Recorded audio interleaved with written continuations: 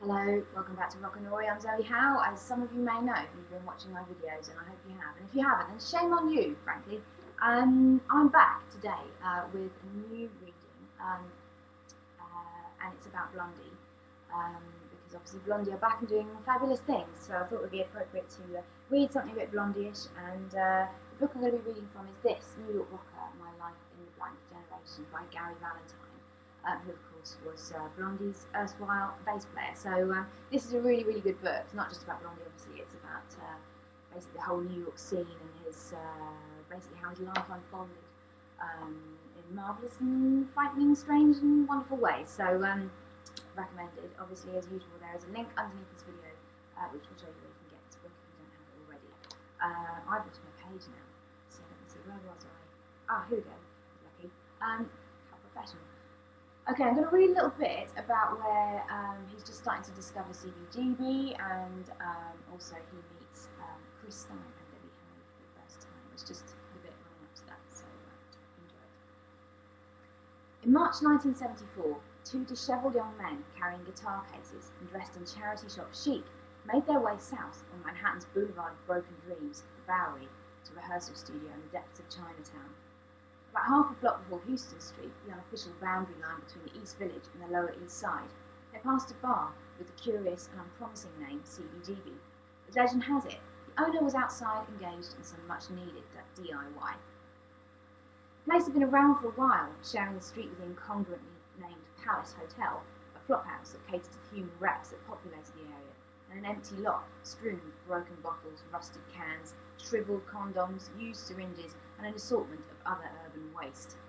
It had a history as a biker bar, slaking the thirsts of the Hells Angels who dominated nearby East 3rd Street, and for a brief while it opened its doors to some of the overflow from the Mercer Arts Centre, with the likes of Wayne County and Suicide entertaining the lost souls who inadvertently wandered in. But Hilly Crystal, the bar's owner, thought he had a nose for popular trends and was convinced that country and western music was going to be the ever-elusive next big thing.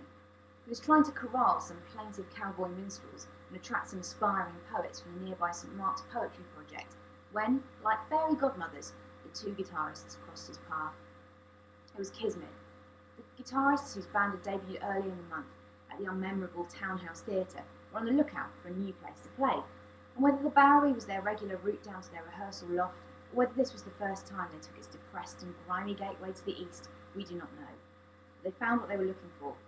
As we've seen, after the Mercer Arts Centre collapsed, a hole opened up in the New York underground, only partially filled by the disco and drag-dominated Club 82.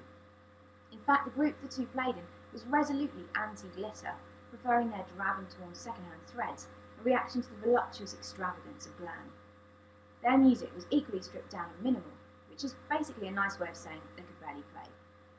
When they asked Mr. Crystal if he'd consider booking them, he told them of his vision. "Can you play country?" he asked them. "Can you play western? Can you play the blues?" "Oh yeah," they said, "anything you like. We even do originals." Perhaps an angel of intuition fluttered near Hilly's head. Why not, he thought. They're young, I'll give them a break. You never know. He agreed and gave them a gig. It was unquestionably the smartest move of his career. The two guitarists were Tom Verlaine and Richard Lloyd, and on the 31st of March 1974, with Billy Ficker on drums and Richard Hell on bass, television played their first show at CBGB. Rock and roll, as the cliche goes, hasn't been the same since. Clem Burke was a frequent visitor to the storefront, and along with oversized Beatle boots, cool records, and occasional care packages, he brought news. Once again, rock scene provided an invaluable source. According to Lisa Robinson, a new venue for exciting rock and roll had appeared in the depths of downtown Manhattan. Other voices agreed. As early as late April 1974, the Soho Weekly News, a brief competitor of the Village Voice, and in the early days as important an organ for new music as New York rocker and punk, hailed the fledgling artistes and provided perhaps the first media recognition of the burgeoning scene. The mention also inaugurated the cliche that would soon become a rallying cry for the punk and new wave movements to come. But while the group could barely play their way out of a paper bag, this wasn't half as important as the energy they put into their attempts, and the excitement their tiny, or elite, depending on how you looked at it, audience felt watching them. Television, as well as the other bands to emerge from CBGB, eventually mastered their instruments, but it was this dangerous element to their music that first drew early fans in. Somehow, Watching Hell plunk away with manic repetition at his limited choice on the bass was more satisfying than the more musically accomplished ventures of any number of jazz fusion bands. Of course, the sunglasses, shocked hair, and split suits helped.